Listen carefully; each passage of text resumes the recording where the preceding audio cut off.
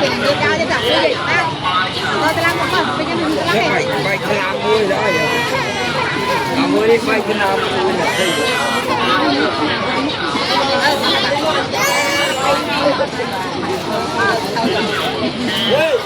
Cái nó chạy lan của bố ăn.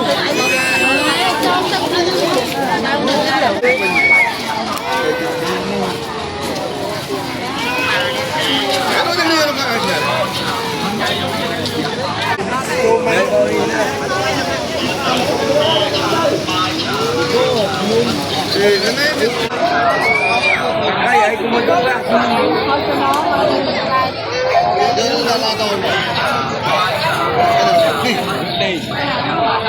Đi gặp con. Ăn mơ mơ câu anh những cái con anh lúc đó đã nhiều một chân Đừng biết nữa, người ta ông nuôi ăn lại đặt câu anh cái không đi được cô ra. Một bán đấy.